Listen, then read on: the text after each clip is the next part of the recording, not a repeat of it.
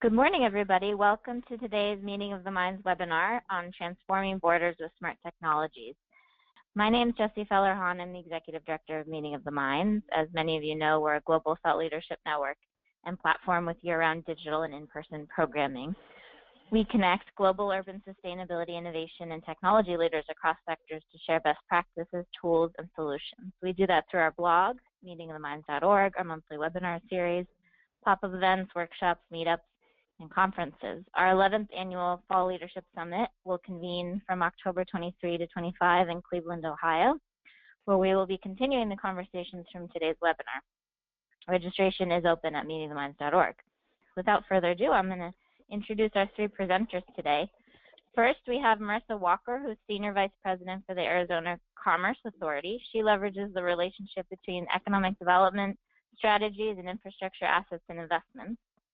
Key areas include the Canamex corridor, the recently designated I-11, multimodal logistics centers, and Arizona's international gateways, notably along the Arizona-Mexico border. Second, we'll have Jim O'Gara, who's a managing director in the Deloitte U.S. advisory firm. He is currently leading several of Deloitte's Smart City initiatives and is a frequent speaker and panelist on matters related to new urban development. Steph Stoppenhagen is the Smart City's Business Development Director for Black & Veatch's Smart Integrated Infrastructure business. She's recognized as a technology solutions expert strategizing with clients to deliver value from smart infrastructure networks and data. So first we'll have Marissa. Marissa, take it away. Thank you, Jessie. Good morning. And let me just express my gratitude to Meeting of the Minds for this opportunity. I'm just really delighted. If I could go ahead and get the next slide, Joan.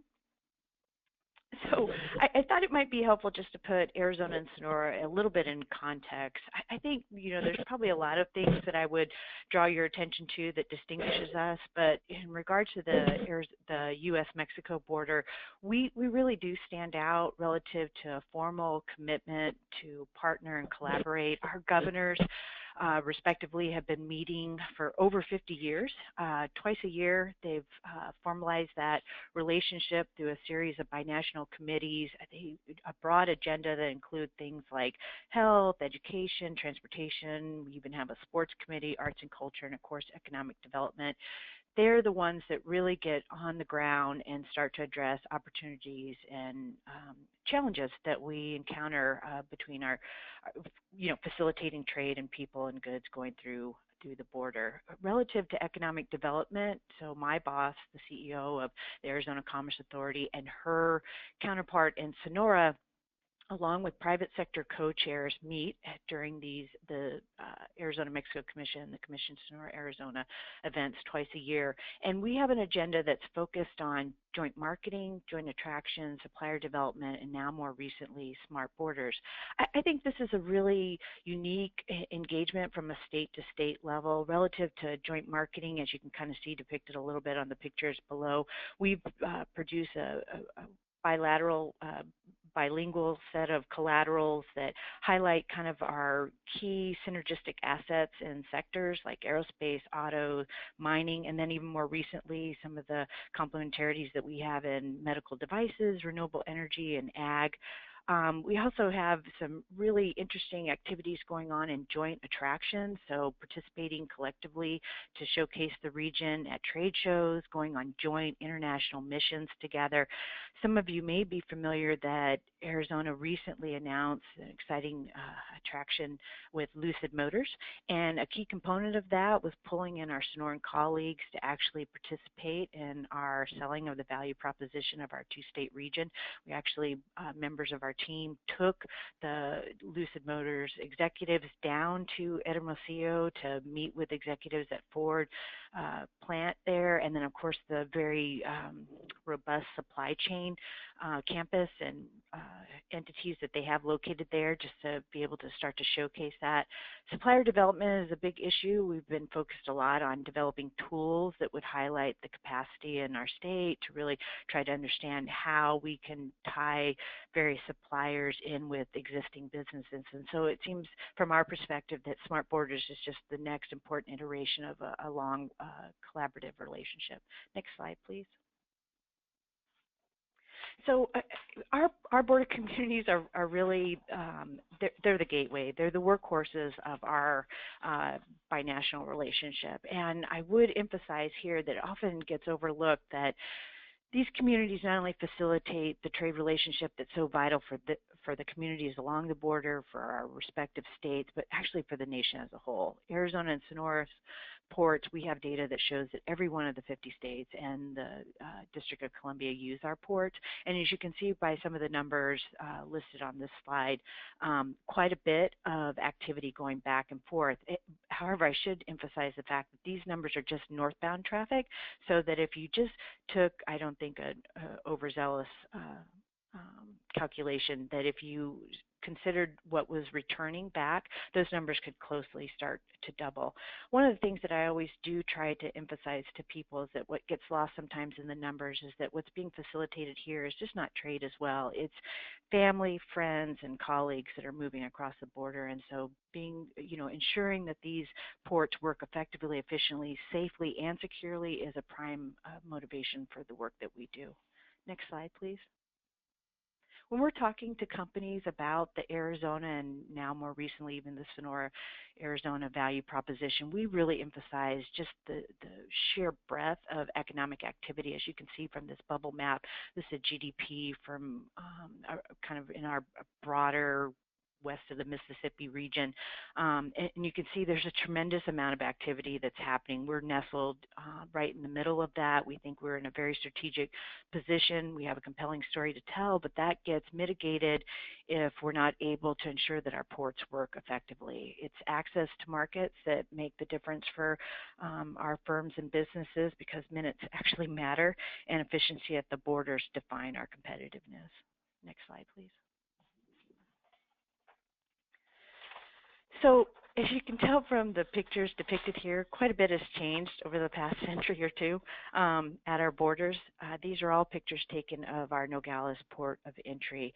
And as time has gone by, the layers of federal, state, and local enforcement on both sides of the border have increased tremendously. In fact, often when we talk to companies, both in the manufacturing and produce industries, they lament about the gauntlet experience that they have as they're trying to make their way from their point of origin to their point of destination, the challenges associated with the unpredictability of how long it's going to take to get through that process, and then just not being able to adjust for those just-in-time delivery schedules.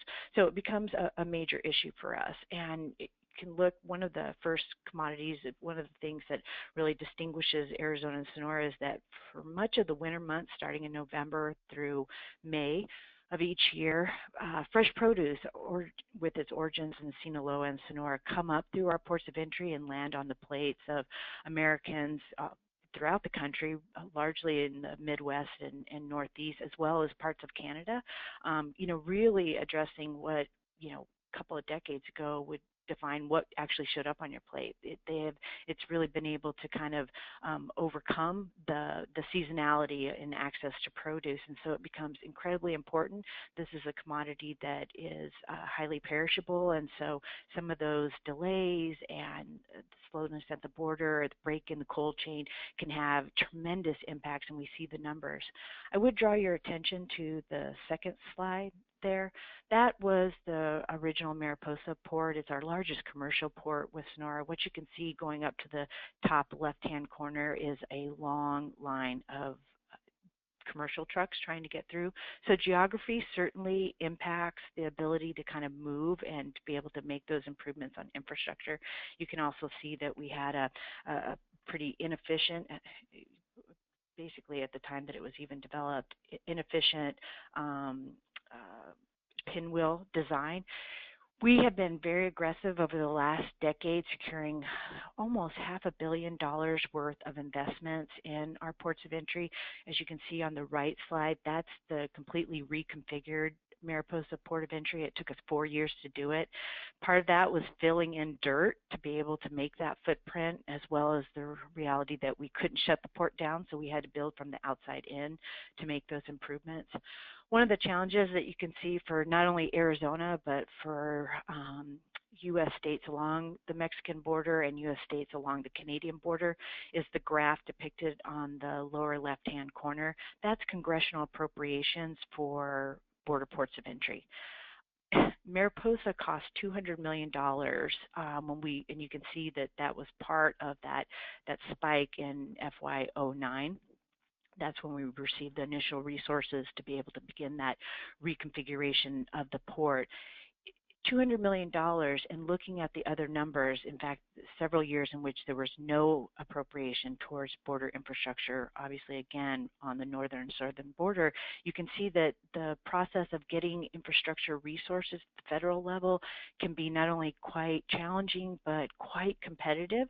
In many cases, you're only able to advance a project or two each year, which CBP estimates just for their own existing facilities, they have $6 billion worth of needs. So it's just an extreme drop in the bucket as far as being able to address infrastructure.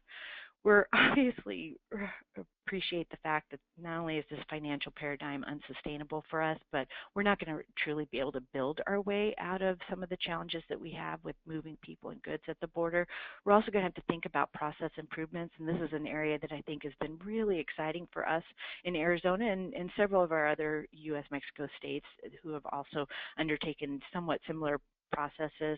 Several years ago, we began to put a border wait time system in Mexico. For some of you, you can appreciate a project on the U.S. side going through a procurement process to put equipment on the Mexican side can be quite a challenge. So we did have some ups and downs, but we did get the system in place. This has been really important for being able to identify what are some of the challenges associated within the system for moving cargo through, where the gaps were. We have several transponder readers along that corridor that snakes up that you can see in the middle picture that help us be able to segment the movement and then be able to ask, well, what's happening in those segments when we start to see major delays?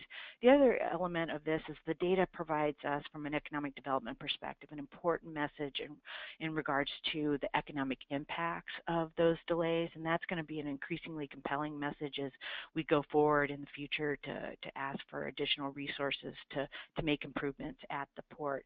One of the really exciting projects that's happened over the course of the last year, and it's a real testament to the leadership and vision of our Customs and Border Protection officials here in Arizona, is a unified cargo processing program. It may not sound for some of the attendees as incredibly novel, but for those of us that work on the border, it has just been revolutionary. It's a program in which U.S. and Mexican customs officials are working side by side on the U.S. customs compound in order to check commodities at the same time. So when you go back and you think about that gauntlet description that we hear, it doesn't address all the different points of interdiction that happen, but it begins to mitigate at least a couple of those, and it's made a profound impact. We're hearing from several of the companies that are involved in that program that you have to be on CTPAT, kind of a trusted traveler cargo program, in order to participate. It's having huge reductions from hours down to 20 minutes in most cases, and then a significant reduction in cost as far as getting across the border. We've also done some innovative things around overweight permits to be able to help the produce industry be able to get greater quantities across the border at a time, reducing demise of their commodities just sitting waiting to fill an additional truck. And of course, we got a new safety certification program that I can talk in more detail if there's interest about going forward. So a lot of really interesting things happening relative to infrastructure and process improvements. But from the Arizona Commerce Authority, we're not stopping there. We're also working with our border communities. Many of them are defined as rural and relatively small, particularly in relation to the rest of the state and their Mexican community counterparts across the line, and the issue of diversification is a real challenge. If I were to show you, I could have actually put on a graph that would show the correlation between the produce season and unemployment rates within the Nogales region. So during the periods in November to late spring when it's at high use, employment figures are relatively good. During the summer months and leading into the next season, high unemployment rates. And so being able to help identify ways that they can diversify their economies have become a major priority for for us. Next slide, please. I wanted to conclude on this broadband point. It really gets to the heart of what is a divide that is not just unique to Arizona and Sonora. Obviously, it's a challenge. It's been articulated in a lot of articles and a lot of discussions at the national and across the U.S. Point of view. One of the things that does catch our attention, particularly in Arizona, and I apologize that I wasn't able to provide similar data relative to Sonora, is that our state and then Yuma County is located on the southwest corner of the state where we're starting our initial outreach on the Smart Border initiative, exceeds both the national figures, both in urban populations as well as rural populations without access. Some of the stories that we've been hearing as we were traversing Yuma County is not only do they have challenges with access, but when they do have access, they're paying astronomical rates for what appears in many cases to be dial-up speed. So that's really a foundational issue that has to be addressed when we start to try to think about how do we move kind of the smart city concepts towards the border region. And so in many respects, this becomes a proof of concept. How do we start to drive some of those key technology improvements, connecting people down to an area, again, that is largely rural, lacks a lot of the amenities that you would find in urban areas in other parts of the state. So significant implications for us when we try to attract and grow companies that are looking at the border region. Access to broadband becomes a major obstacle as we're trying to make that value proposition for them. And that concludes my slides. Okay, Marissa, thank you. This is Jim O'Gara at Deloitte, and thank you. And I particularly enjoyed your last slide because that's the first time I've seen. I'm just going into town. I'm going to drive to town to pick up my emails. That was very good.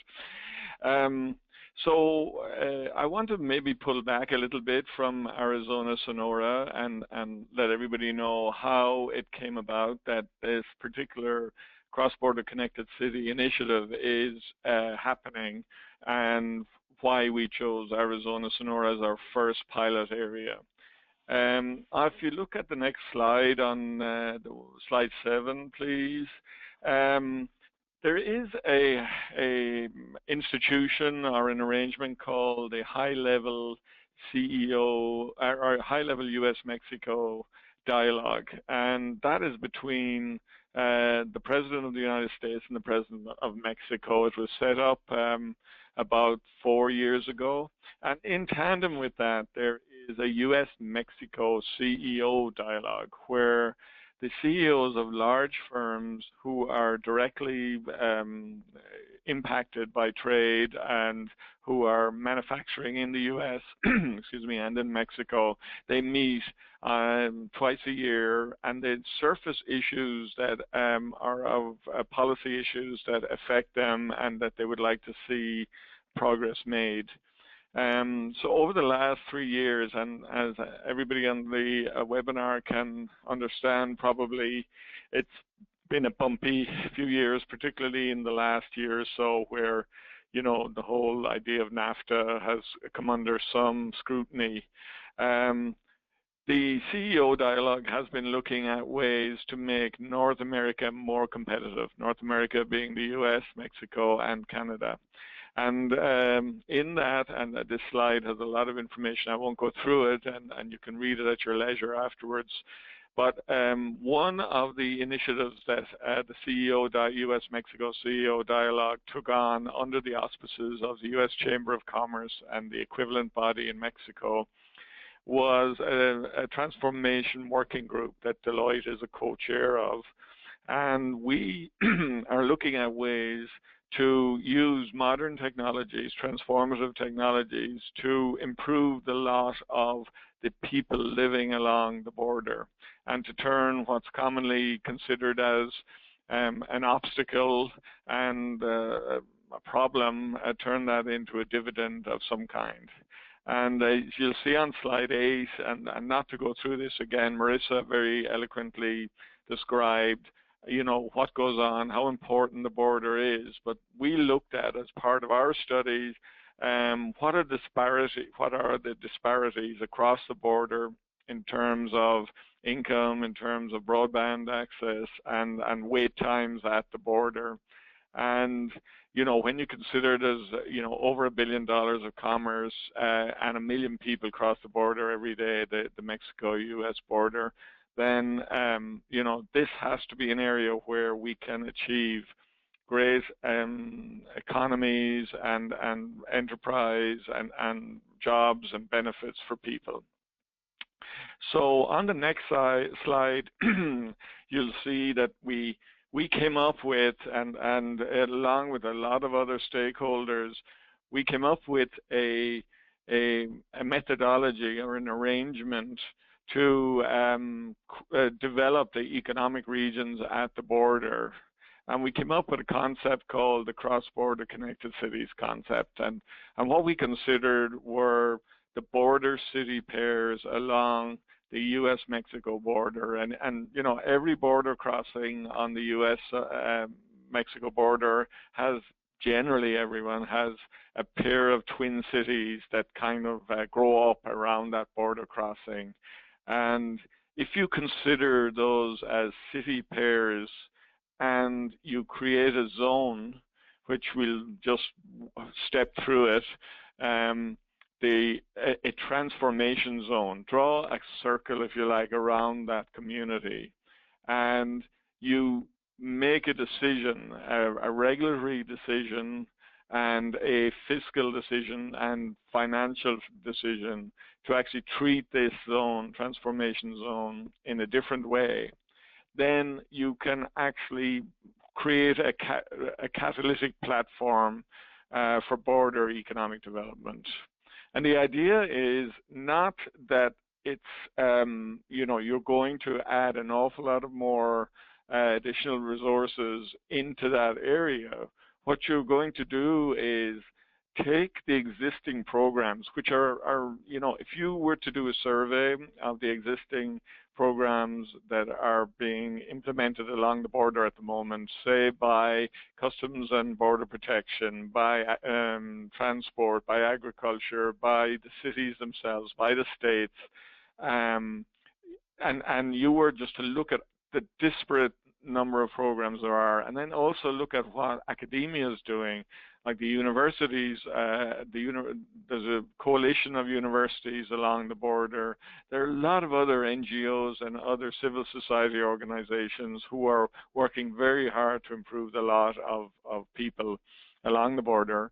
If you were to take those programs and bundle them together in a way that would increase the leverage that would come off any of those individual programs, that's what we're talking about. So we're saying where there are, innovative approaches to moving goods, to tracking goods, to moving people and tracking people, and using facial recognition, for example, as their passport, or there are a lot of things happening in that area that those would be implemented in areas that are selected as pilot programs.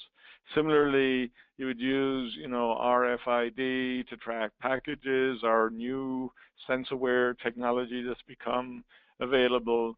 But as well as that, you wouldn't just think about that. You would think also about the regional planning. So the next area is kind of the regional planning area, where the city pairs would plan together with each other in coherent plans that would recognize what's needed on each side and plan accordingly. And similarly with a city planning area, complementary strategic planning for economic development, business investment, and workforce training. So medical services sold across the border, education moving across the border more freely. And then the final one is the border optimization area, which is actually where you apply border technologies through, and in our case, we're doing it through alliance partners and working together with CBP, looking at what could be provided there. So the idea is it's actually a governance model and it's a decision model more than an actual, program of projects, even though it is going to transform into a program of projects.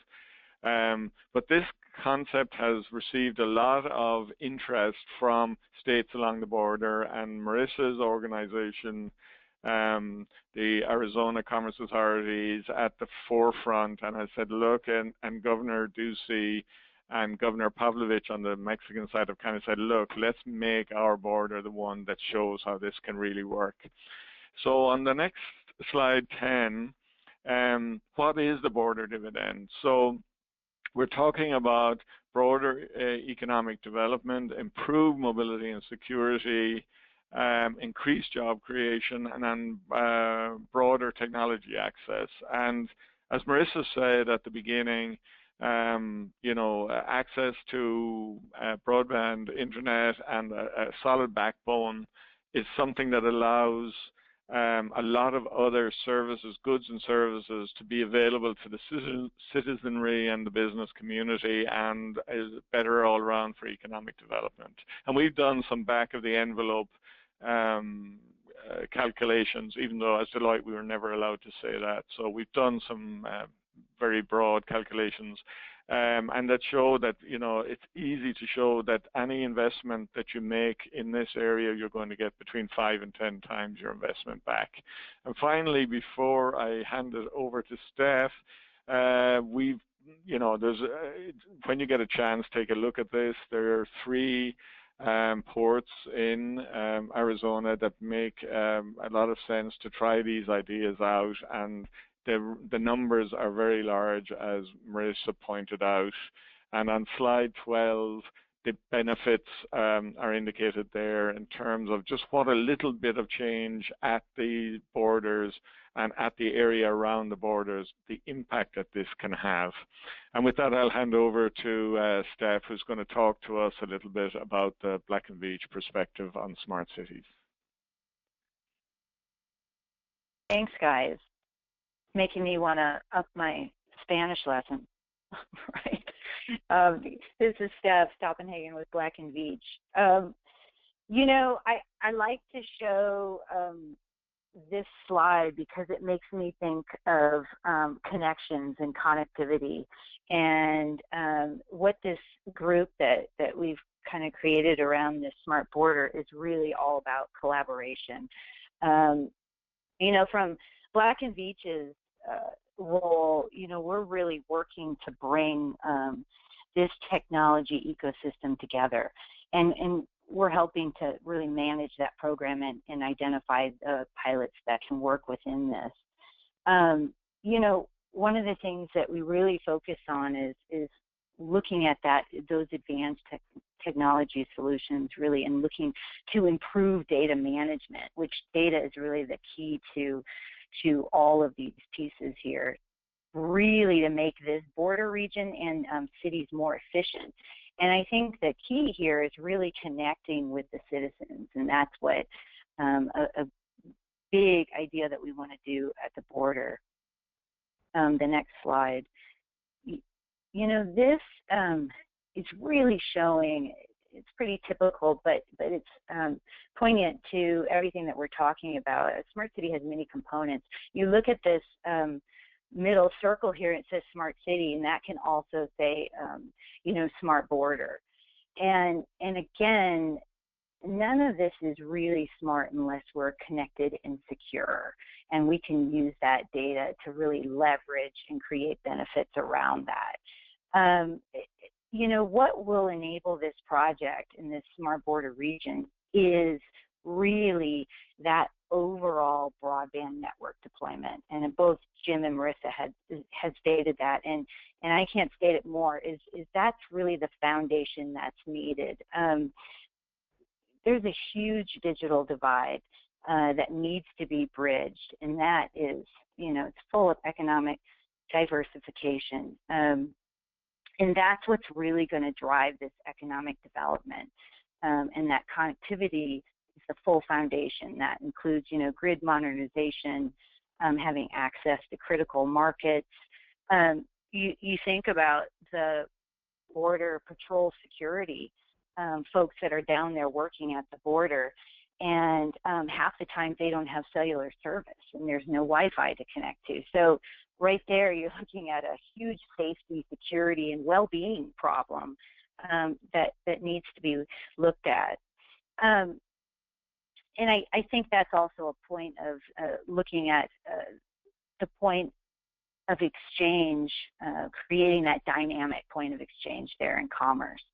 I think Marissa had said before, cargo at rest is cargo at risk, right? And that's a huge economic impact of what happens there and how we need to really look at the logistics. We look at some proof of concept projects, you know, what we want to do is really ask, and what we are doing is asking, how can we better connect these people at the border? And I think when I'm looking at this picture here, I'm looking connect, measure, analyze, and act. And all of those components are really focused around big data and collecting big data with sensor technology. You know, within Black & Veatch, we do have a analytics platform that we call Asset 360. It's a full life cycle of collecting this data that's out there and really analyzing it and serving it back to help cities, people, you know, in this border region. We're going to do it that same way, is help them make these decisions and to really optimize in those logistics. You know, and I guess an example, the sensor technology, you know, Marissa talked a bit about the logistics and the wait times at the border. You know, the sensor technology can also show those real-time delays and wait times to accommodate for. So you've got a bunch of trucks with cold storage, you know, produce that's going over the border, and they're waiting, you know, 4 to 5 hours to get there. Well, they have to idle their engines, and, you know, to us, that's a huge greenhouse gas emissions problem. So that's a huge thing that we're looking at also. And also, you know, sensors on any street furniture that we've got out there, that's something that we'll be looking at. And in really, another proof of concept from the energy perspective, I'm looking at the circles again too, is driving innovation from kind of a smart campus, looking at the academia. I know Jim had mentioned that too. And, you know, our question is, how can we bring innovation to that facility and have it connect to the border?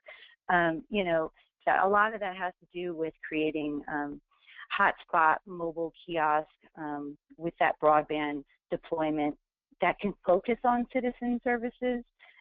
Also, you know, obviously, let's retrofit all the street lights and get some energy savings back. Let's grab all that data and use it for all these benefits. And then also really creating that microgrid with the smart energy solutions, you know, based on renewables and distributed energy. So I think we've set through a lot of these economic systems, social systems, built environment. You can go to the next slide. I think this, you know, again, I'm reiterating a bit on how we're really connecting everything here. And, you know, there's an EV station, we've got people walking using kiosks, there's rainfall storage, there's all kinds of things on here, but this is pretty self-explanatory. We can move. I think, you know, one of the things I like to show here is this is really reiterating that cities and utilities really are starting to realize that they want to invest in this. Black & Veatch does a strategic direction, smart city, smart utility report every year. There's about 800 utilities and cities that respond. And to me, this is just, you know, showing, hey, now we're getting smarter. We're realizing we really need that foundation of that broadband network. We actually need that to connect all these other pieces. And so I love to see this. This is percentages are going up every year. I'll show one more from the directions report. This is also excites me because it's showing what are the primary drivers, you know, and that's really improving efficiency of operations, reducing operating costs.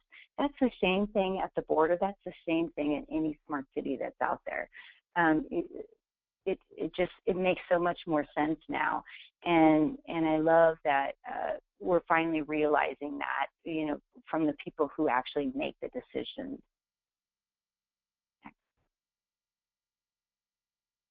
And I think, I like to end this with something exciting, right?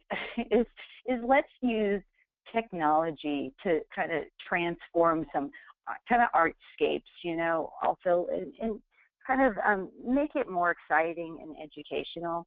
I just am showing some cool, you know, LED lighting on some bridges, some decorative lighting.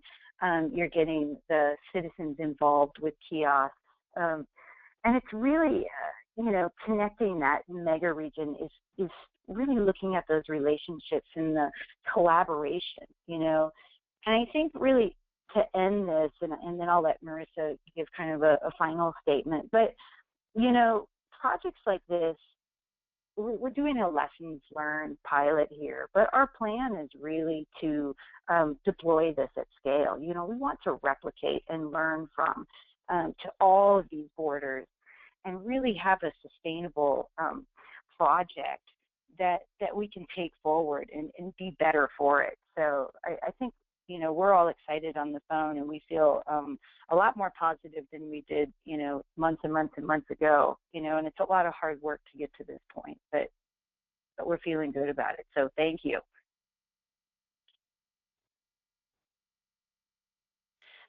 Thank you, Steph. So this is Marissa Walker again.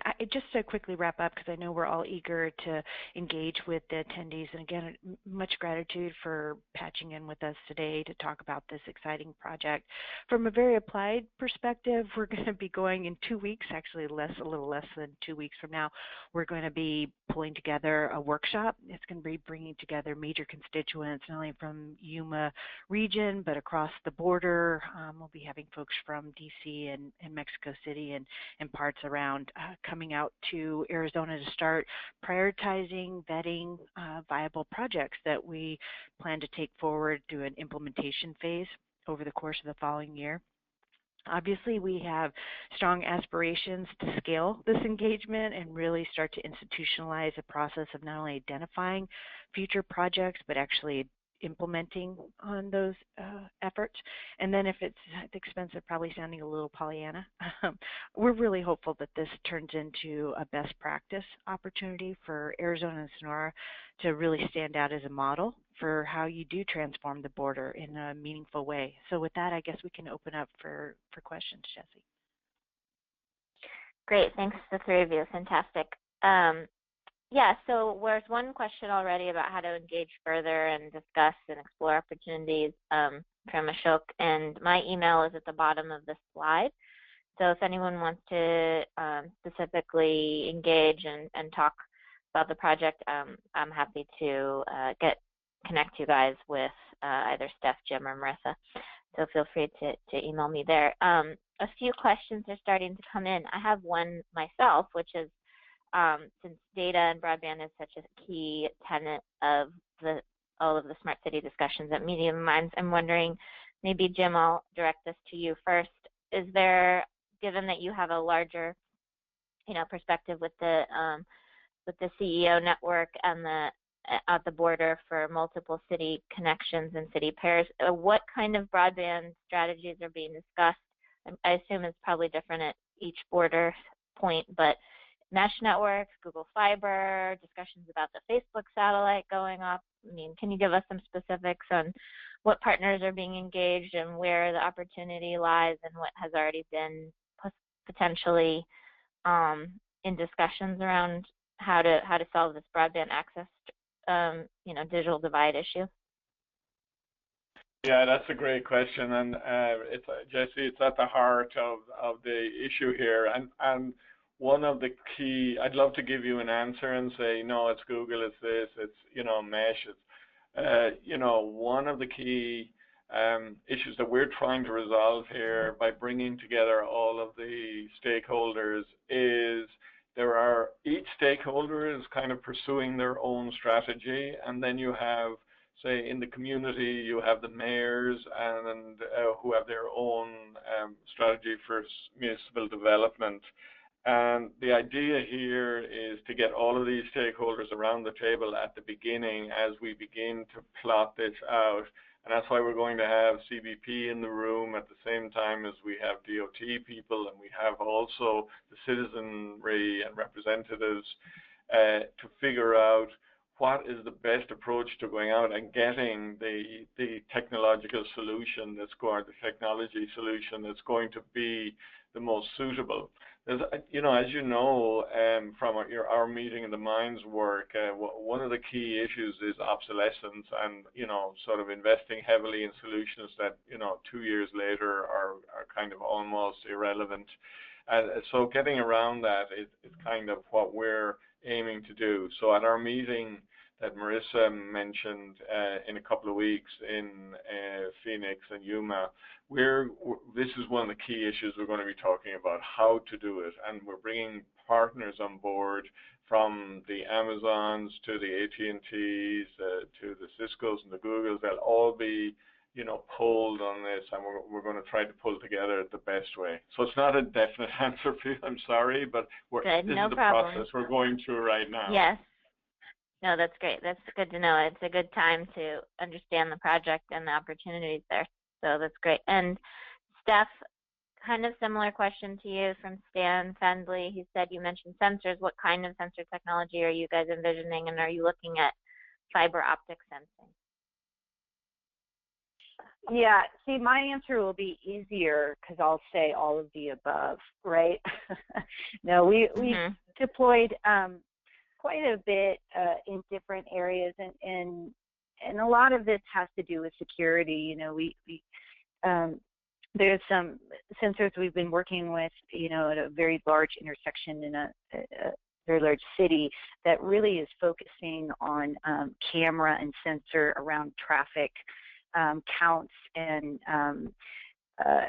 security and accidents. So what we're going to do is really take all these different pieces that we've learned in other cities and kind of bring it together and do kind of a matrix and figure out what makes the most sense and prioritize those. So we definitely have a plan, and we'll get there really soon, I think.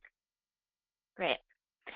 And Marissa, this question's for you around funding from George Harris. He's wondering, how should local governments approach federal sources of funding, and which sources are most available?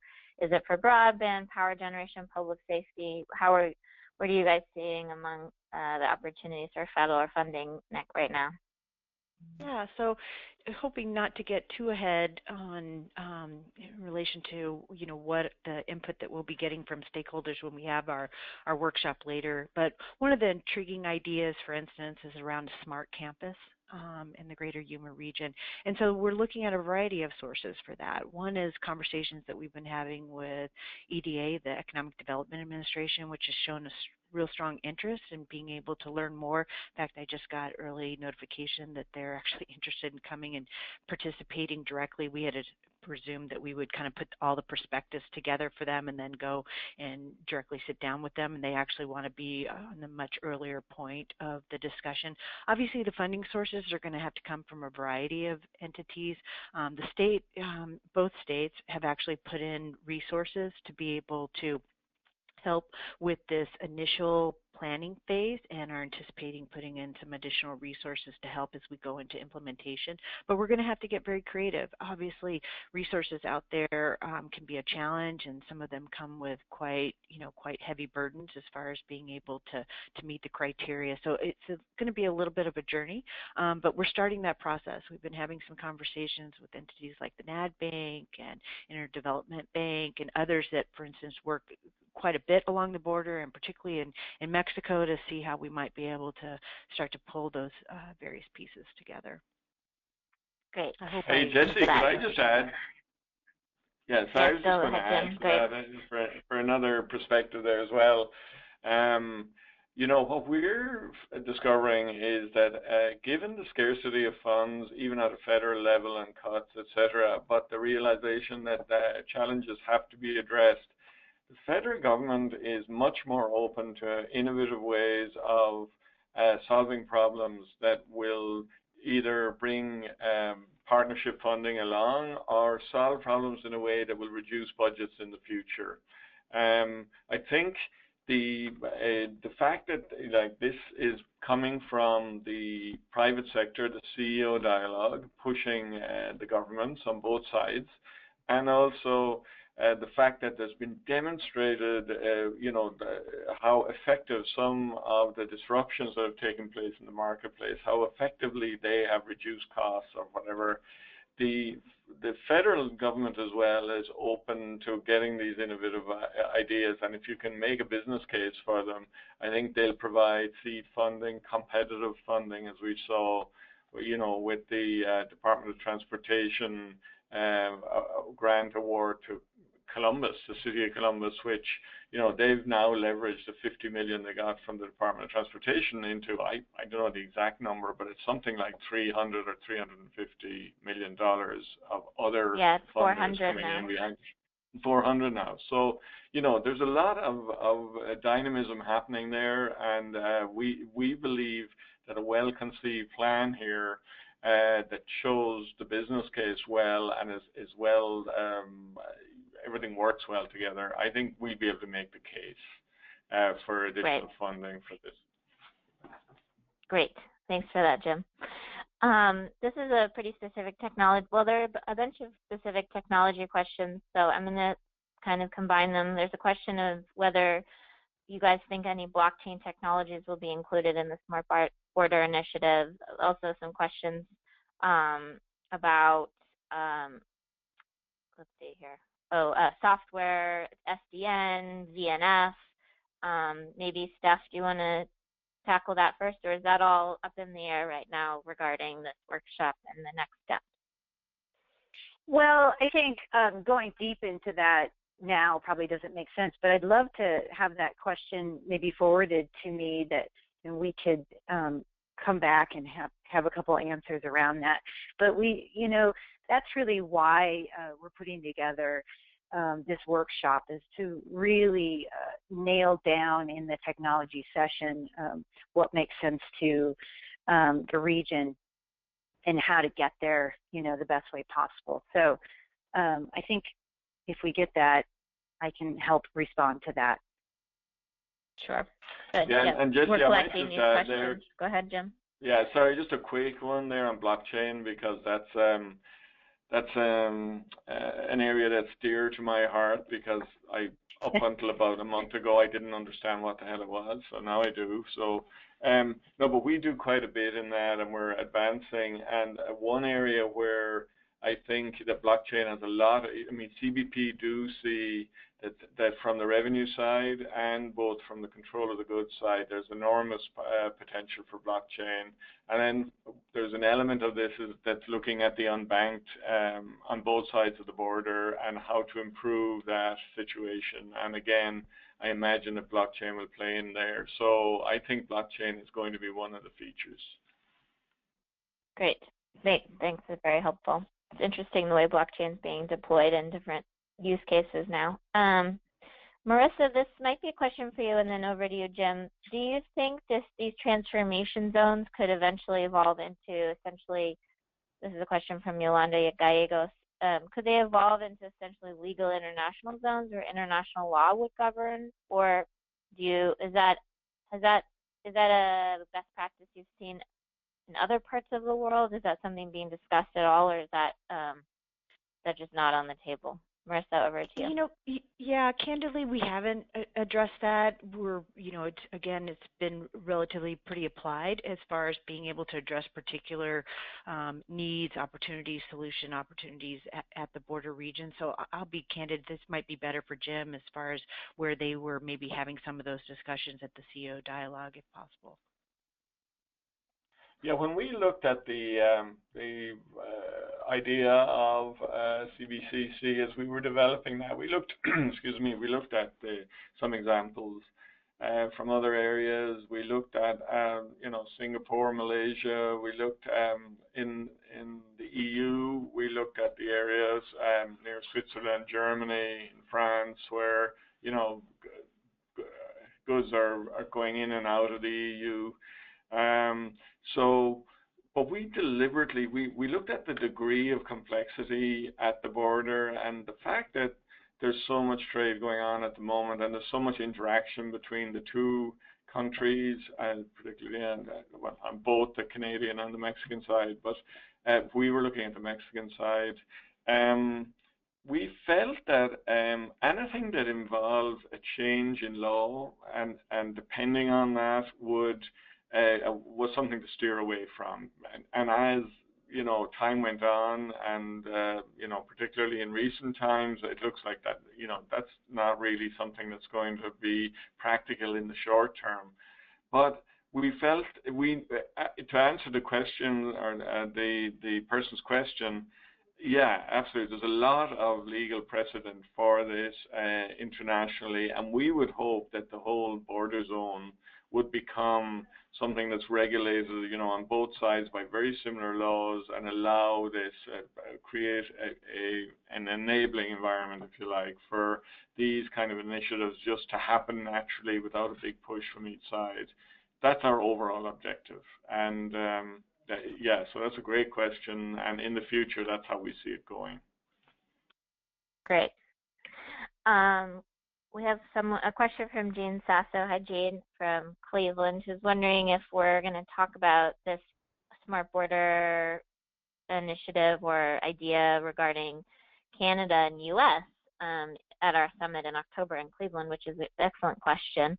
We will have a bunch of Canadians at the summit with us. We did Meeting the Minds annual summit in Toronto a few years ago, and so we have a strong participation inside Meeting the Minds from Canadians. So Jean, I'll talk to you offline about that, but I think that's a great topic for our delegate-led session. So maybe you could sit down with Jim and Steph and talk about how to translate this idea to the other border, the north border, for a kind of unconference workshop on this topic. So interesting That'd be idea great. Right there. Yeah. And this is Marissa. Go ahead. I was just going to say that that's an exciting opportunity for us. I participate on a couple of binational transportation infrastructure groups that are facilitated by the U.S. State Department and the U.S. Department of Transportation, and we've already been in some initial discussions about how to share information with the similar organizations that are advanced on the northern border. So I see a lot of opportunity to start to share some of this information that way as well. Great. Yeah, and we actually have a lot of participation in our annual summit in October from border cities, northern border cities. So a lot of folks coming from Detroit and Buffalo, and a lot of cities around Lake Erie, because we're going to be talking a lot about water and technology strategies, et cetera. So great. So we only have a few more minutes, but we do have some more questions. Ashok's asking if he wants to reach individuals through the answer is to email me, Jessie, JSSIE at meetingtheminds.org. At the bottom of the slide, you can see my email. Christina Kaskar from San Diego says hi. She also is wondering, Marissa, this is a question for you. How engaged is CBP and their Mexican counterpart Aduanas in the SMART network? And do they see value in an improved border security network approach? Hi, Tina. Gosh, it's great to hear that you're on the line too.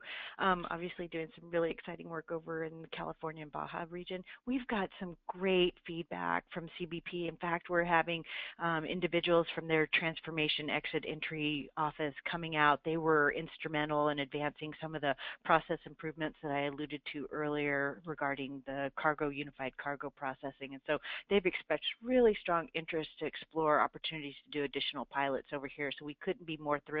And of course, working with Aduanas as well too. So we have a lot of high hopes for it. Great. A couple last questions.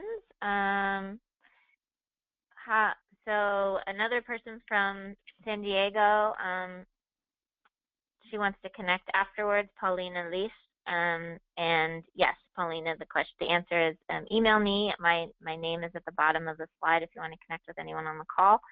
Stefania Henkel is asking about bringing more connectivity to the area and also thinking about energy efficiency. Is solar and satellite internet and renewables being considered as part of the strategy? Maybe Jim, question for you.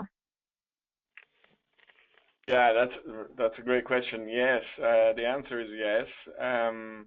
We've agreed on the call here. Marissa and Stefan and myself have agreed just in moving forward with it in Arizona. The initial projects that we're going to be looking at are going to be focused in the areas we mostly talked about, but renewables is obviously a very important area, and the cross-border aspect is important. We're coming across that in other locations along the border where, for example, there's a great source of renewable energy in one place, but to get deliver that energy wherever it's needed nearby is impossible due to planning restrictions or land restrictions or whatever. And actually, by using the other side of the border where those challenges don't exist due to landscape or whatever, you can actually solve the problem that way. That's one innovative thing that has come up. And again, our joint city planning idea is also along that line where, renewables, and as Steph has mentioned, smart grids, distributed grids, etc. All of that comes into play. When you've got both cities to play with, you can actually go a lot further. But definitely those topics are very much in our mind as well. Right. And, I'll just add that that's definitely the thought around that innovation center kind of academia piece, is really putting in that microgrid there, looking at distributed energy pieces. There's also an interest of EV, electric vehicle charging and electrification. So we would add that with battery storage and all of those pieces to come together. So definitely, and solar is always a play. So thank you for the question, and that is very high on the list. Great. Well, there's obviously lots of opportunities to engage and a lot of questions from folks about how to do that. And I'll just repeat one last time before we wrap up that you can email me, Jessie, Jessie, at meetingtheminds.org if you want to get in touch with Steph, Jim, or Marissa, and we will make sure to do that. We're going to record today's webinar, so it will be up on our website if any of your colleagues did miss today's live webinar. So check back, and we will email you the link to that in a follow-up email.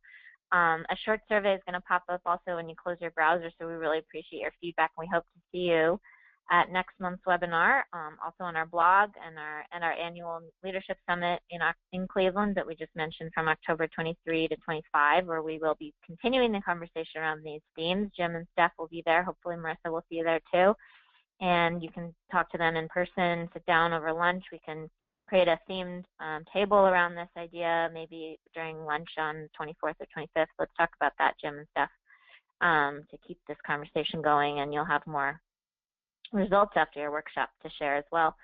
So all of the information about our events and resources is available at our website. And that concludes our session for today. Steph, Jim, Marissa, thank you so much for your time and all your work in preparing for today and your time today. This was a great conversation, and thank you to our audience for joining us. So with that, we'll bid adieu. Thank you, Steph, Jim, and Marissa. Thank you. It's been a pleasure. Bye-bye. Thank you, everybody. Yeah, thanks very much. Talk to you all soon. Thanks, everybody.